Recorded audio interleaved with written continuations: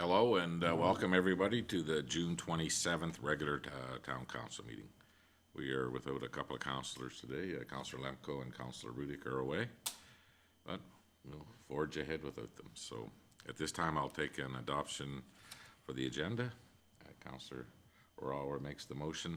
I would just like to make one change if we could. I'd like to bring 8.5 up and make it 8.1A if we could. So all those in favor of the amended portion of the agenda? Thank you very much. And next, I'll need a motion for the minutes of our last regular town council meeting. Councillor Curtis makes the motion. Any errors or omissions within those minutes? Seeing no hands, all those in favor? Carried, thank you. So we're going to start off with some correspondence, and the first one we have is from the Rotary Club to Mayor and Council. Thank you so much for working bar for our Lobster Fest. It was a great success, and it really was, and I want to thank everybody that was able to attend, and I think it was a nice evening, and that went off very well. So thank you to the Rotary Club for getting their Lobster Fest back up and running. Next up, we have correspondence from the town of Whitecourt, and they're looking for us to endorse a resolution at FCM for the federal support of the Canadian consumption of Canadian oil and gas resources.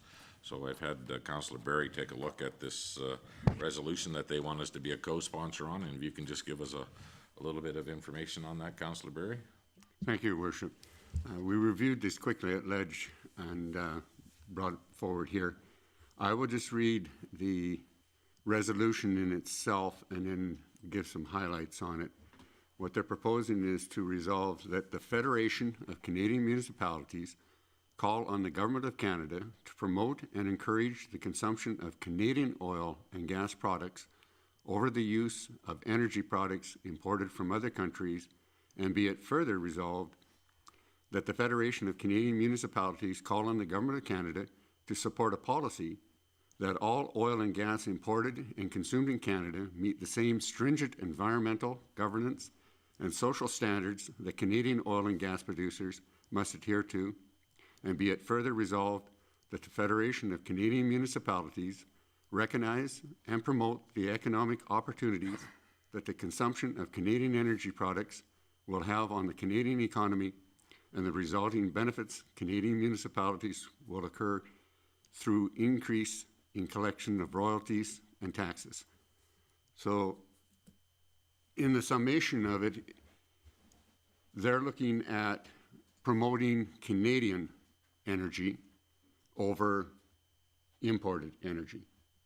And they're looking at trying to get the playing field more level by requiring that the imported energy or oil products have to go through the same stringent processes that our own do, because it becomes more difficult and more expensive to produce oil and gas in Canada than in other nations because of the restrictions that are put on them.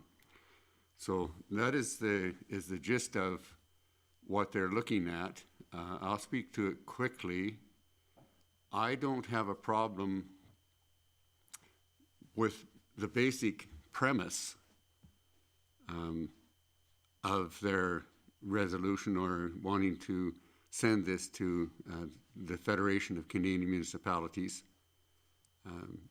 But it is difficult to really get into that political game in a municipality when it is federal jurisdiction and more provincial than us. So I'll leave it at that and have others discuss it.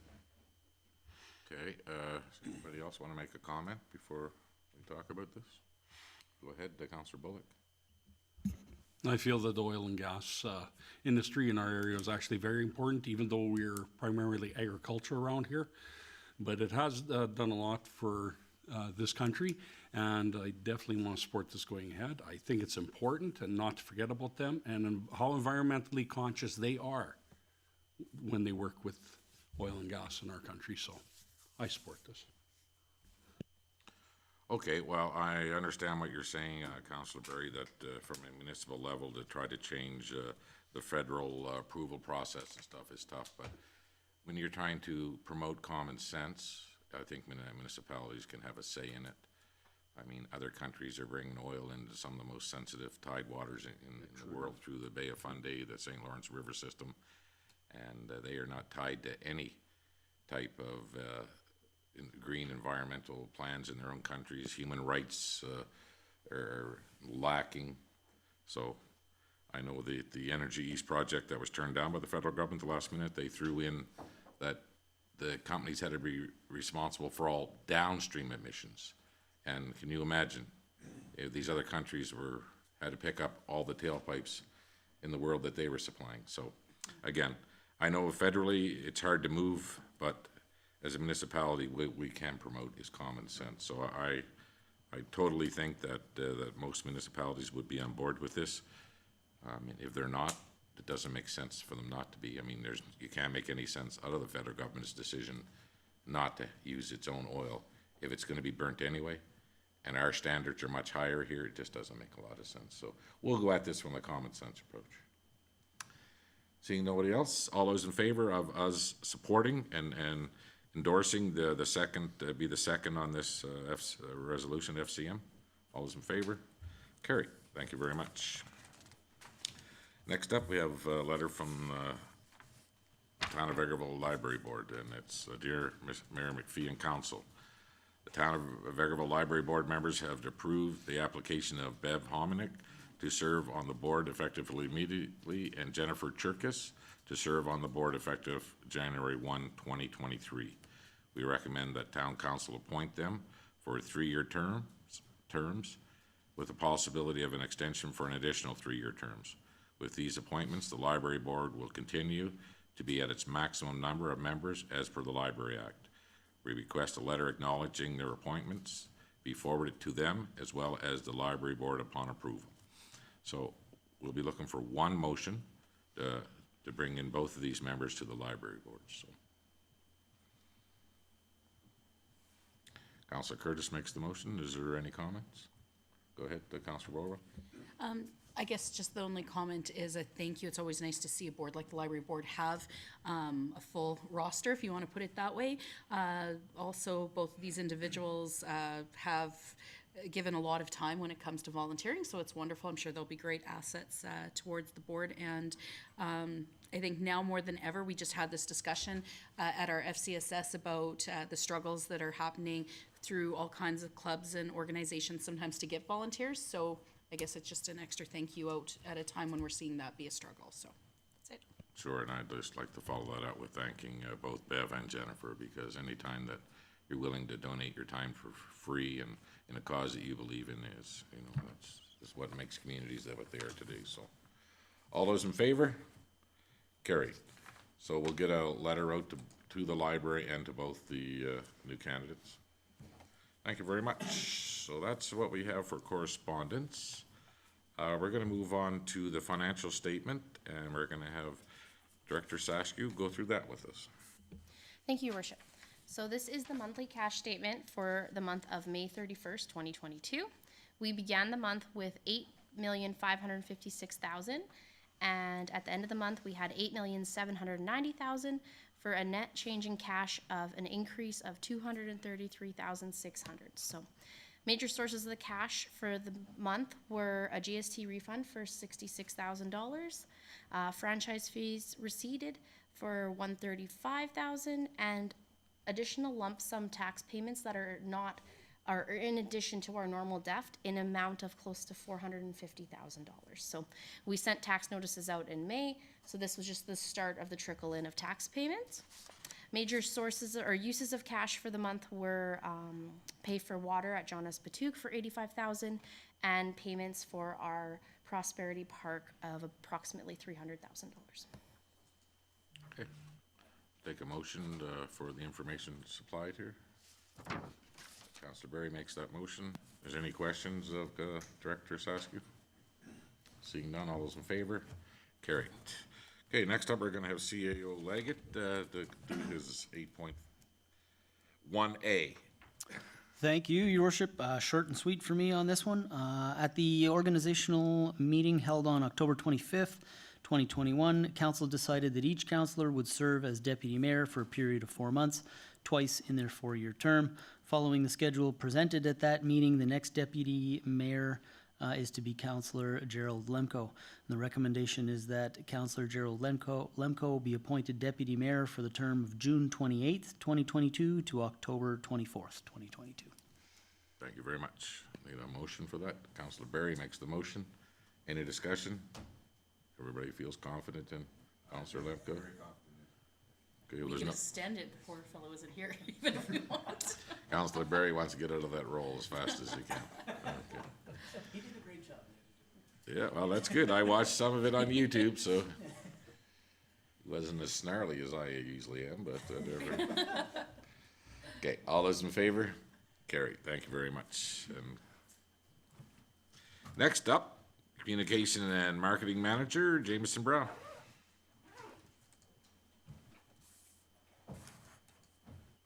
Thank you, Your Worship. Bear with me here. Let me pull this up. Okay.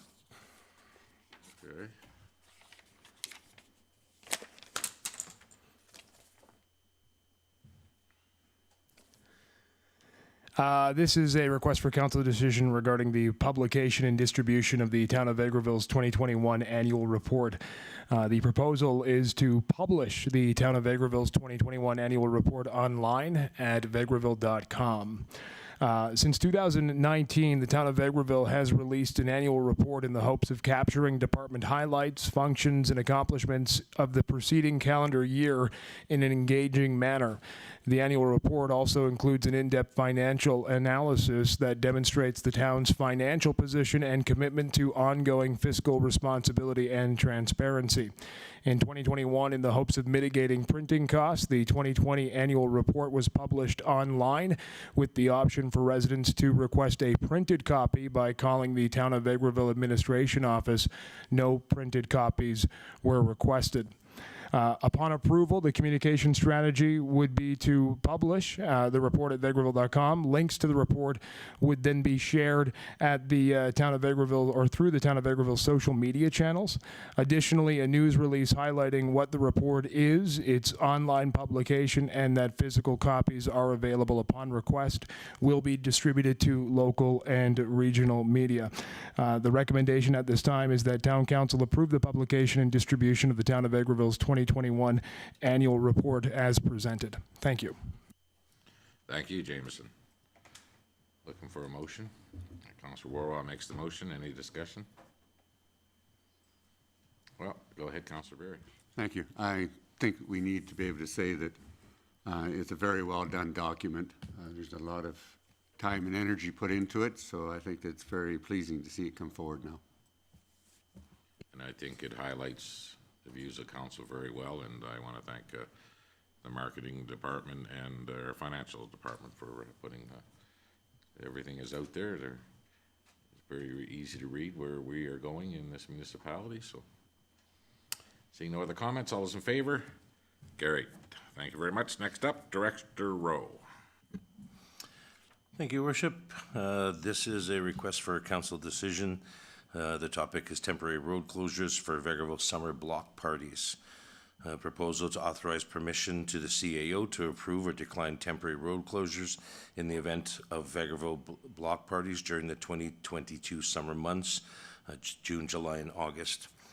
The background, the Vegreville Cares Coalition has put together a block party initiative to increase community connections, strengthen community action, and create supportive environments. Block parties will be planned and hosted by local residents after submitting a registration form and the required permit requests. Residential roads, cul-de-sacs, and alleyways may be blocked off to facilitate the hosting of these events. Due to the limited number of council meetings during the summer months, allowing the CEO permission to approve or deny permits requests will expedite the potential time constraint to approve each temporary road closure. The CAO's temporary authority will only be active during the months of June, July, and August. Communication strategy on behalf of the Vegreville Cares Coalition. FCSS will be responsible for contacting Public Works, RCMP, and Fire Services to notify them of the temporary road closure and determine management of the temporary street closure.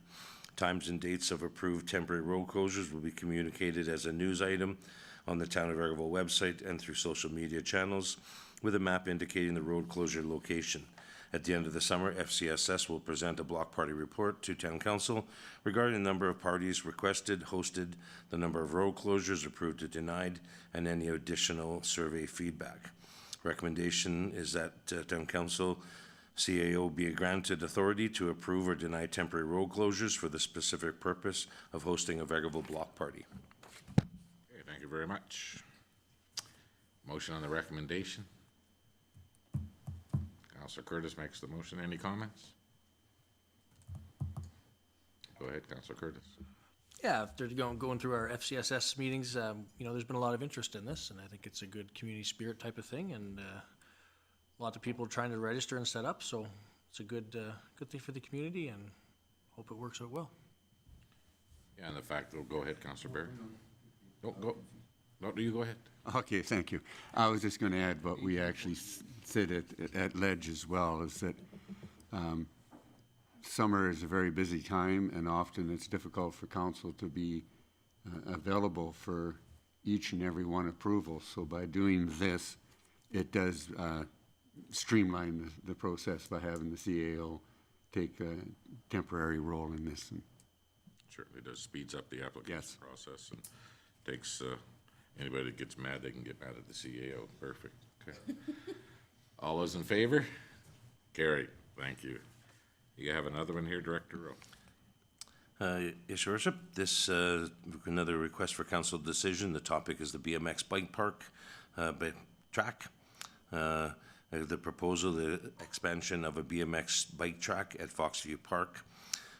Background: in September 2021, the Parks Master Plan was presented to Council, and a part of that plan incorporated the expansion of the BMX bike track at Foxview Park.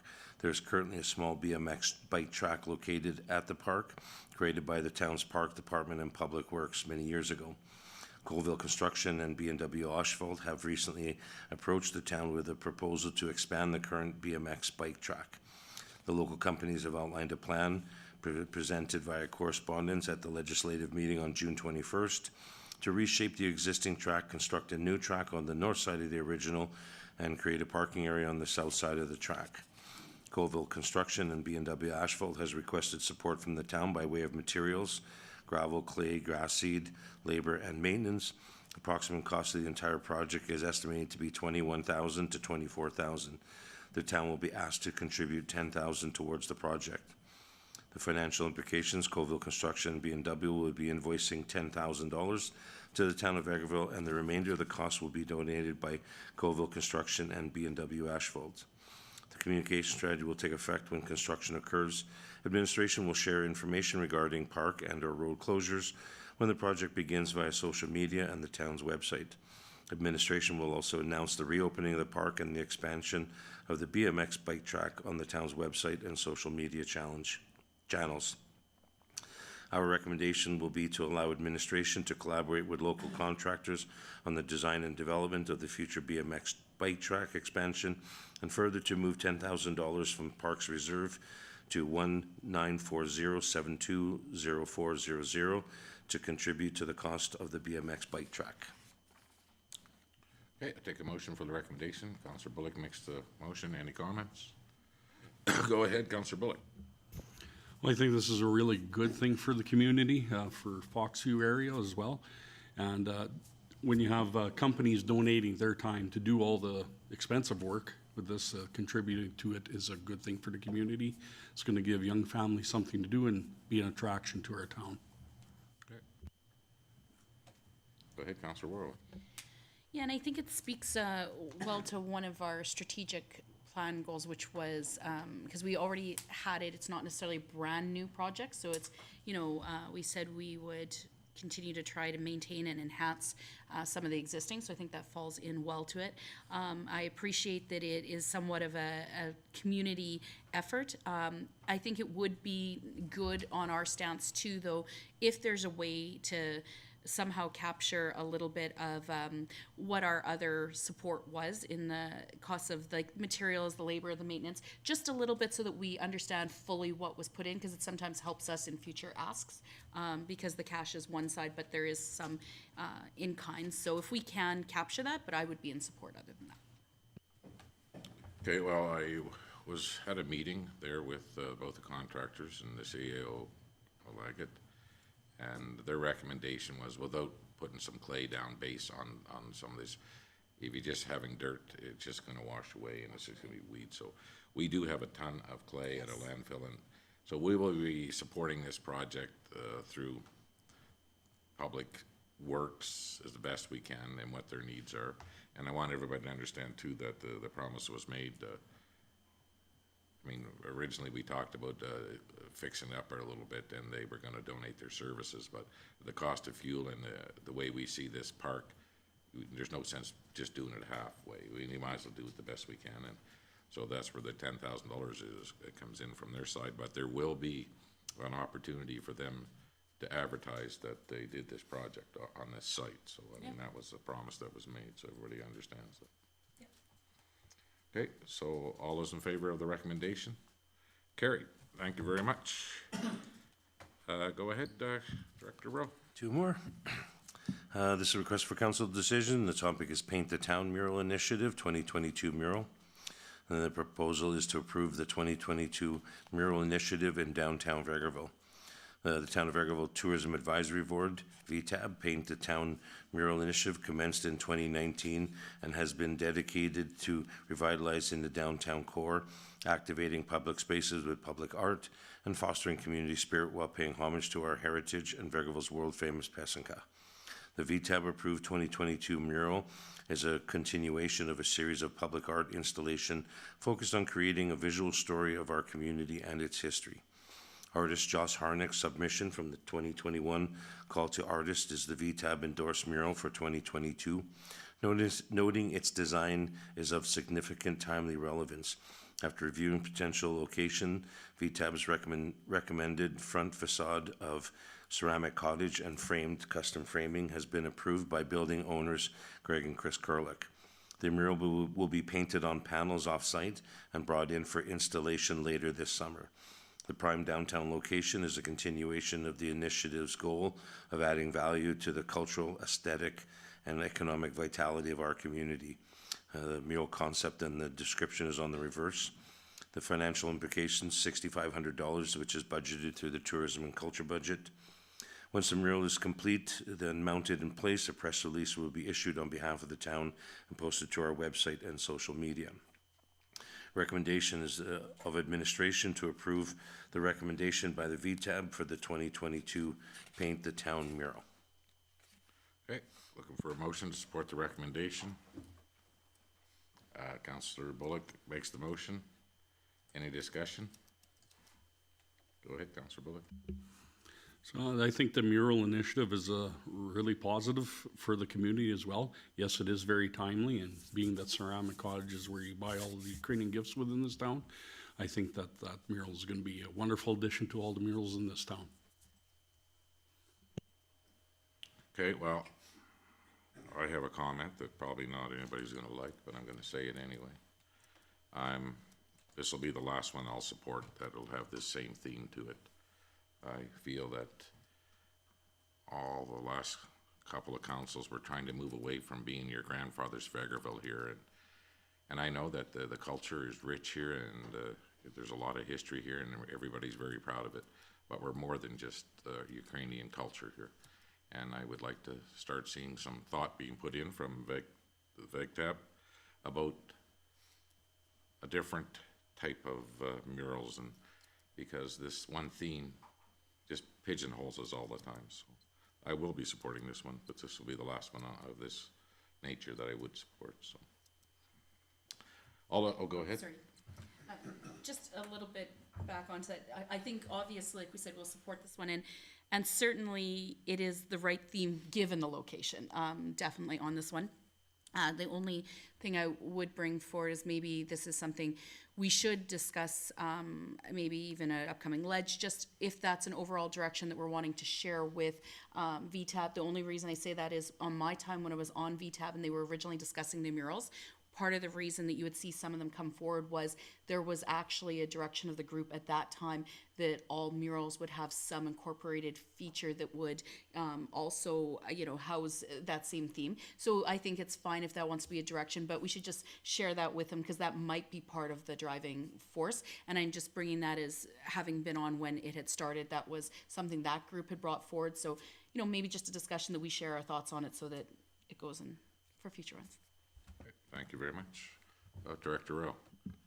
Just to follow up on that, Your Worship, in the budget for 2022, we did include a strategic plan for VTAB, which was to include a mural plan as we move forward over the next, and I want to look at a decade, and that would include having council input into and community input into what we want to see for ideas for murals. So whether it's environmental, whether it's women in leadership, there's many themes out there that we'd like to basically put into a list and then start looking at how the murals, where they're going to go, what the theme is, why that, and why it's relevant to our community. And like you said, it's not just the Ukrainian history, but it might be the history of somebody in the community. But again, looking at that, I want a 10-year plan in place, and that was what I had asked for in council. Once your strategic plan was developed, that if that was a part of VTAB, the murals, they would look into now building a bit of a strategic plan and including a long-term mural plan. So we'll be starting to move forward with that this fall. Well, I do agree that this mural is appropriate where it's at. And I do agree the mural at the pool is appropriate where it's at. And I know that if we're putting it on businesses, they have some input into what it looks like. But again, I would just like to see us welcome visitors first and offer them something else too about our community. So, moving forward. So, all those in favor? Carried. Thank you. And you have one more? Yes, I do. This is a request for council decision. The topic is the Parks and Open Spaces Bylaw 12-2022. The proposal to request that council approve and adopt the Parks and Open Spaces Bylaw 12-2022. The background, the Parks and Open Spaces draft bylaw was presented to council at the Legislative Committee meeting on May 4th, 2022. This draft bylaw was reviewed and commented by administration, Parks, Tourism and Culture, and Municipal Enforcement Departments prior to submission to Town Council. After the initial presentation of the draft bylaw, a workshop was scheduled for bylaw discussions. On May 31st and June 8th, Town Council met with administration to review the draft bylaw line by line for comments and feedback. All feedback and suggestions have been reviewed and applied to the most recent draft. At the legislative meeting on June 21st, recommendations were made by Council to finesse Section 9.3, Alcohol and Cannabis Consumption, to be aligned with the Alberta Gaming, Liquor and Cannabis Act. The section has since been reworked and indicate liquor will be permitted in designated picnic areas. Schedule C has also been added to the Parks and Open Spaces bylaw to identify the designated picnic areas. This bylaw will be brought forth to regular council to meeting tonight. The Parks and Open Spaces bylaw will repeal 4 bylaws: 0693 Parks bylaw, 0793 amended Parks bylaw, 08 2013 campground bylaw, and 06 2016 amending campground bylaw. Communication strategy, the new bylaw will be placed on the town's website for public viewing. Recommendations of administration is that council proceed with all 3 readings of the Parks and Open Spaces bylaw at tonight's council meeting. Okay, I'll take a motion for the recommendation of this bylaw. Councillor Berry makes the motion, and Councillor Berry, you have some thoughts? Yes, I'd like to say, first of all, this is one of the larger bylaws, I think, that have been worked on, particularly because it has been combining other bylaws. And we have had some workshops on it. We've discussed a lot of different areas on it. There's been a lot of good work put on it. I think, though, in hindsight, we always see things a little clearer when stuff is put on paper. And I think that what we were talking about at Ledge, we could massage that one step further in order to give ourselves a little better flexibility. I see what has been put here right now binds us a bit, because our intention was not to have alcohol consumed throughout the entire park or people walking around. But I think our designated areas are a little bit too large there and does permit that. So what I'm looking at is, in order for us to be able to still be able to conclude this bylaw and put it through all 3 readings tonight, I would like to propose an amendment to bylaw 12-2022, so that we do have a little more flexibility, a little more freedom in how we want to try and work out this process as a pilot project, being a little bit more consistent with other communities like Calgary and Edmonton, for example, that are running this as a pilot project. It's only something that has just became available to us through changes to the Gaming, Liquor, and Cannabis Act of Alberta. So I would like to move that bylaw 12-2022, Parks and Open Spaces, be amended as follows. That section 2.11, the definition for designated picnic area, be deleted. And that Schedule C, a map showing dotted lines as a designated picnic area boundaries, be deleted. And that section 9.3, clause D, be replaced with, despite section 9.3 A and B, an adult may consume liquor within the Elks Kingsland Park at a designated picnic area where signage is posted in accordance with section 8(9) bracket 2 of the Alberta Gaming, Liquor, and Cannabis Act. So I guess more than anything, what it does, we've all seen this dotted line, it's basically the whole park. So what Councillor Barry has done through some research is seen what they've done is where they put up signage, they actually put it right on certain tables. So some places they put an area of signs that alcohol can be consumed within these areas. On some of the tables, it says a 2-hour limit that they're allowed to stay at a table. So we're not opening ourselves up to people walking around the whole park carrying alcohol. Go ahead, Councillor Barry. Yes, that's part of the intent that I'm looking at. The flexibility there is because the Act states that it is by signage. So what it is saying is you can designate a picnic area within a park, provided that you put up a sign that says that consuming liquor in that area is allowed, that it designates that site, and there's where the hours of consumption are actually placed. We don't need that in the bylaw, but the nice thing about it is if you decide that a certain area could be allowed as a designated area, you only need to put up a sign. If you decide that it's not working out, you only need to take the sign down. And you've got that flexibility of saying you can use here, or you can use there, or you can take it away. It also gives the latitude, as in Calgary and Edmonton, which are, for most of their pilots in most of their communities, putting the sign directly on the picnic table saying that consumption is allowed at this table. They also have some larger parks that we can only dream of, where they can take a lower area for a community area and post it off and say, so long as you're within the boundary of these posts, you can put a blanket down and have a picnic and consume liquor. So there's, again, if that isn't working out, you take the posts out and it's changed. So with it being based, as the Act says, on the signage, then it gives you much more flexibility and latitude to do what you want to do. The only thing that we are locking ourselves into at this point in the moment is we're only permitting it at the Elks Kingsland Park rather than any other park in the town.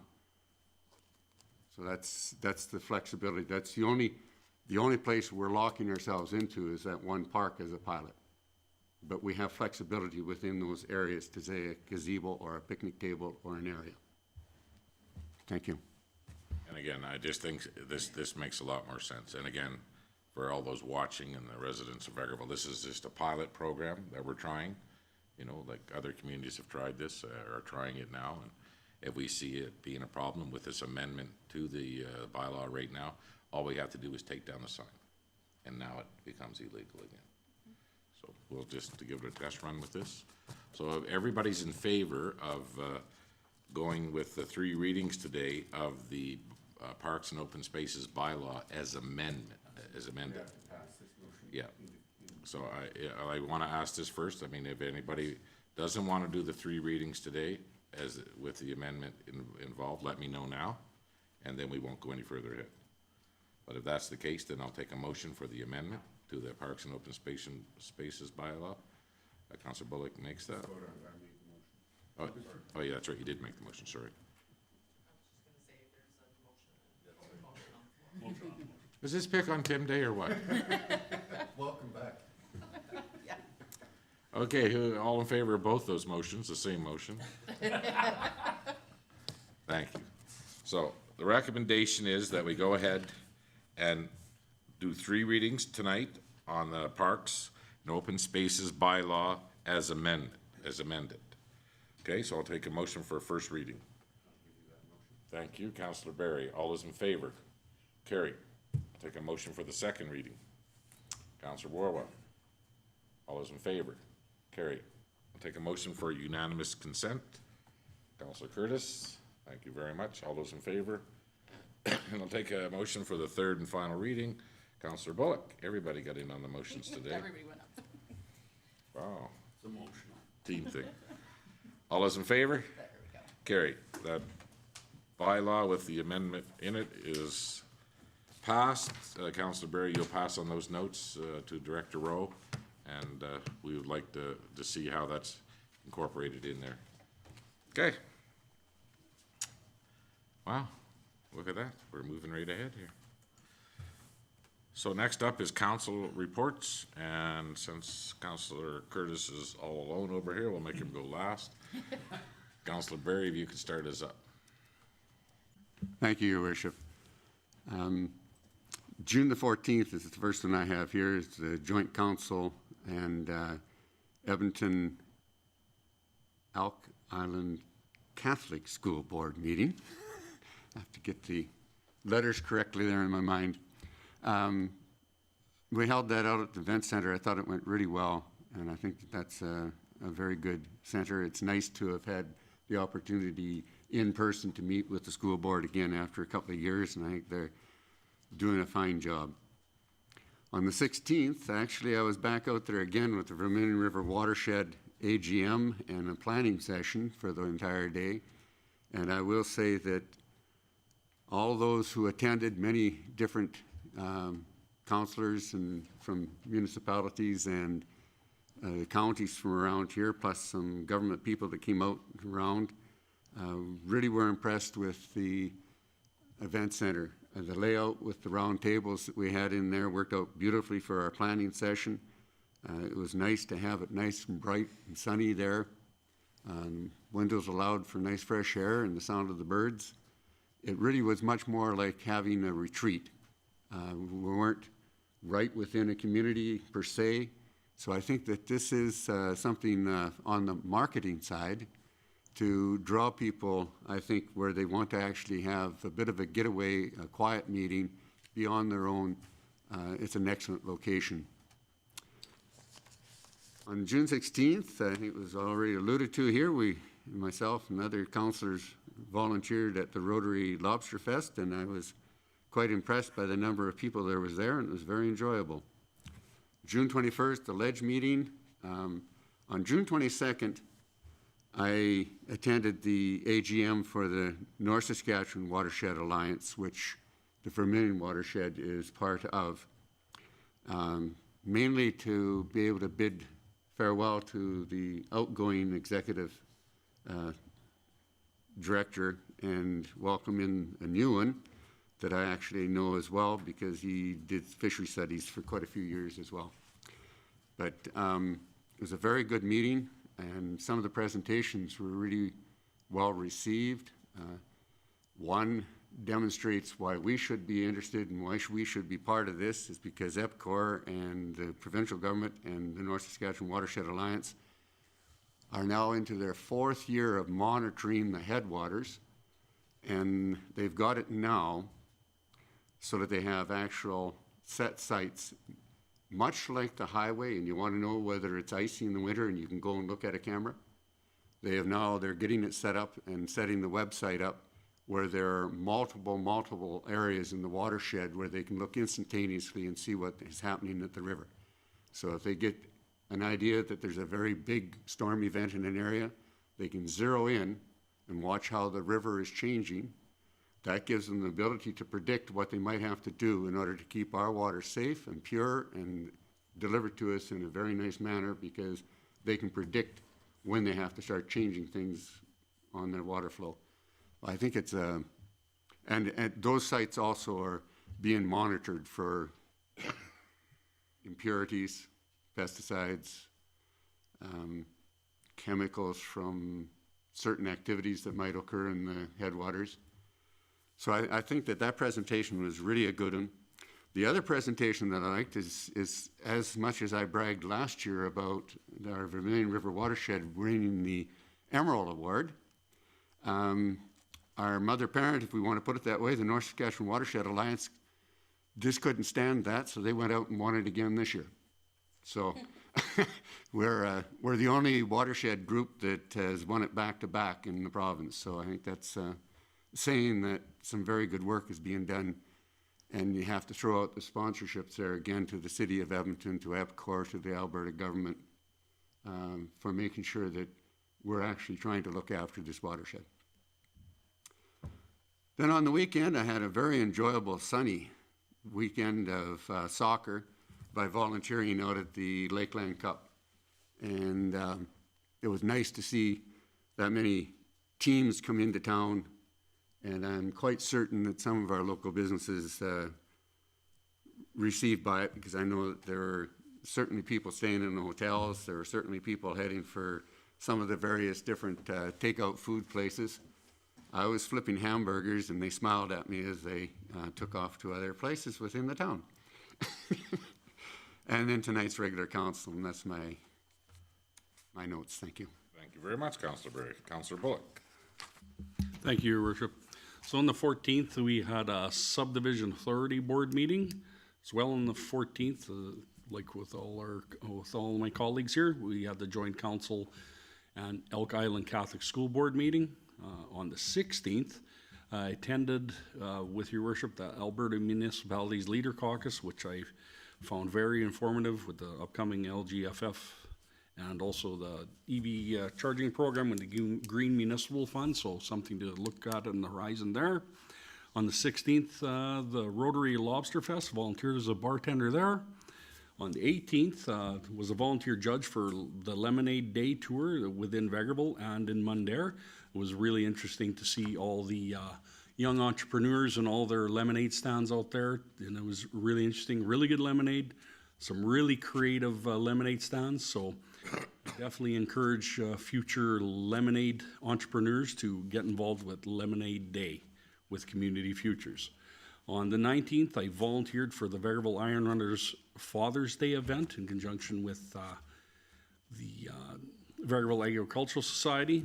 So that was a very successful event. We know there was over 4,300 people that came through the gates into Vegreville on that day. So that was a big economic boost for our area. So it's very important that these groups are all looking for volunteers, and that is such a financial boost for this town. We don't want to see that go away. So more volunteers that could look into helping these groups, that would be fantastic. On the 21st, attended the Vegreville Centennial Library Farewell to Donna to wish her well on her new venture. On the 21st, our Legislative Committee meeting. On the 22nd, Lemonade Day wind-up and award presentations. 23rd, I volunteered to read stories for the children at story time at the Vegreville Centennial Library. It was a little light for the coffee with a counselor. I guess no one really wanted to talk to me, so that was okay that day, I suppose. On the 24th, our organizational meeting with Dr. Moore. And tonight's council meeting. One other thing, I was out in the community on Sunday, and I came across another little lemonade stand with a bunch of girls and their families. They created another lemonade stand. They never knew about Lemonade Day, so I encouraged them to sign up for next year. So it's pretty good to see we have stuff like that in our community. Thank you. If I might, Your Worship, I'd just like to add that the storybook reading time, on Saturday, I had 2 kids come walking up to me and they said, "We know you. Story time a month ago."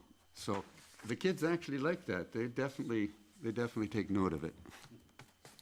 Well, and I know it's very rewarding, and hopefully next time there'll be more people want to take up coffee with the counselor. I'll make sure that I'll get them riled up and send them over to Counselor Rawawa. Wow, yeah, don't growl them up. Okay, so June 14th, I also had the Subdivision Authority meeting and followed by the Elk Island Catholic School meeting. Just really appreciative to have met with that group, and they seem to be very positive about Vegreville in the future of our schools and our programming, so that was really nice and always like to see them. On the 16th, I also attended the Rotary event and volunteered for a little bit, and I'd like to thank my fellow counselors for then allowing me to escape to my table and enjoy the lobster, which was excellent and almost dangerous. It's like shrapnel being shot around at our table. And I thank you. We were joined by Miles Woke, who did some auctioneering for us, which was great. So some funds for Support Vegreville. On the 21st, of course, the legislative meeting, and earlier that day I had a conversation with Lana Santana, and I'll bring that one into the FCSS follow-up from later today. I also had on the 24th the core service review, and I did get to enjoy some of that lemonade on the 18th. I hit a couple of the locations, and that was great.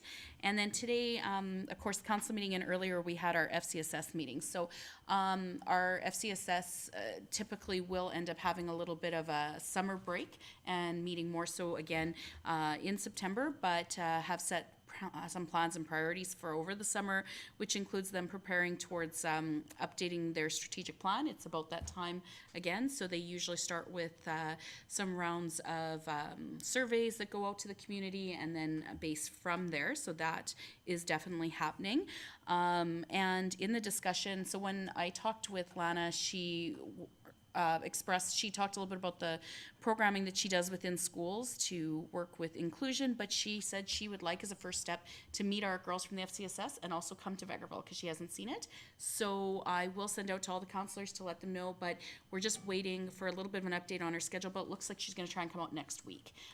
So we would get her in to meet the FCSS girls, talk a little bit about what she does, and as I mentioned at the Ledge meeting, she talked about, a potential of not only coming into the schools, but working a little bit with the community around September being multicultural month and maybe being able to do something there. She also talked about some assets that she can bring to groups that are trying to promote multiculturalism, and even talking potentially to our council about what inclusion means. And she is very energetic, and it's exciting after you talk to her, as you know from your conversations. And one of the things that she said multiple times that I think is really strong is that eventually her goal is to get where we aren't doing days for inclusion, that it just becomes the norm of the way it goes. So it's wonderful that you have to start with something and you have to start with events or programs, but her goal is for it to not actually be about events or programs or having to think about doing it and just being the way it is. So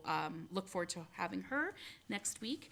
A couple other little things from the FCSS meetings was just there was some discussion around, there has been seen a bit of a change in programming and access when it comes to the Alberta Works building. So that is something that they will continue to update us to see how that work goes. And just a follow that I had, it wasn't a formal meeting that I attended as a counselor, but I had an opportunity to get in front of the Regional Service Canada rep. And in July, we will be back to having the Service Canada rep come out and do the once a month, it's usually the third Thursdays, and they would work out of the Alberta Works building. So I had a conversation with her about that. It will begin again next month, so that's a good thing. Be able to help people with doing some forms and accessing the federal programs, but also I did bring forward that if they were to face in the future a situation again where the reason they're not sending someone out to provide that federal service is because they wouldn't have access to a provincial building, that I would encourage them to at least contact the town, because they weren't looking for a lot of resource. They just needed some space one day a month. And I would hate to see people of Vegreville not be able to access that service because they weren't allowed to be in a space. So I obviously didn't bring it back to council first, but had the opportunity to say, if you're ever in that spot again, come to us.